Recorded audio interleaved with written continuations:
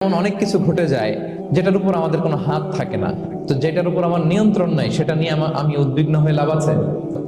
জীবন আপনাকে অনেক কিছু দিবে আবার কেড়ে নিবে। আল্লাহ এভাবেই পৃথিবীটাকে সাজিয়েছে, ইয়াউমুন লাকা ওয়া ইয়াউমুন আলাইকা। একদিন আপনার ভালো যাবে, আরেকদিন খারাপ যাবে।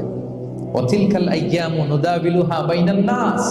আল্লাহ বলেন, যুগটাকে আমি ঘুরিয়ে ফিরিয়ে মানুষের সামনে এভাবেই আনি। This is the routine work of this দুনিয়া। দুনিয়ার রুটিন ওয়ার্ক এইটা। আজকে ভালো, কালকেও যে ভালো যাবে এমনটা নয়, কালকে খারাপ যাবে। আজকে তার খারাপ যাচ্ছে, পরশুদিন আবার তার ভালো দিন যাবে, ঠিক কিনা বলেন? অন্য এক সূরায় আল্লাহ তাআলা বলেছেন, ফাইন্না মাআল উসরি ইউসরা। নিশ্চয়ই কষ্টের সাথে আছে স্বস্তি। আজীবন মানুষ কষ্টে থাকে না, দুঃখের পরে থাকে সুখ। দুঃখের পরে কি থাকে? সুখ থাকে।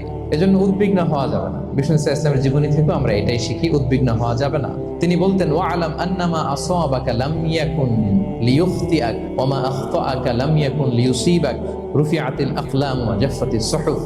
ওনার কাজিন আব্দুল্লাহকে ডেকে বললেন, আব্দুল্লাহ, যেটা তুমি পাওয়ার সেটা তুমিই পাবা, কোনোদিন মিস হবে না। এটা তোমার, যেটা তোমার হওয়ার কথা ছিল এটা তুমি পাবাই, এটা মিস হবে না।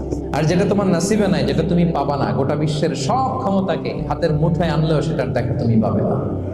তো এই জন্য উদ্বিগ্ন হয়ে লাভ আছে বলেন?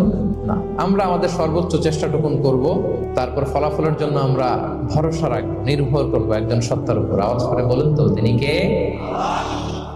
আপনি যদি কোরআনকে জিজ্ঞেস করেন যে what is the Quranic formula of happy life, সুখে শান্তিতে থাকার জন্য কোরআনিক ফর্মুলাটা কি, কিভাবে আমরা সুখী সমৃদ্ধ জীবন পেতে পারি, কোরআন আপনাকে দুইটা জিনিসের কথা বলে। নাম্বার 1, ফেইথ, বিশ্বাস, আল্লাহর উপর অগাধ বিশ্বাস এবং আস্থা। 2 নম্বর হচ্ছে গুড ডিড, মানে সৎকর্ম, নেক আমল। যার মধ্যে দুইটা থাকবে তাকে সুখী সমৃদ্ধ জীবন দান করবে কে? Faith and good deed will be happy in your life, for the sure, I am telling you. এই দুইটা যদি এনশিওর করতে পারেন, আপনাকে সুখী সমৃদ্ধ জীবন দিবে কে? এবং এই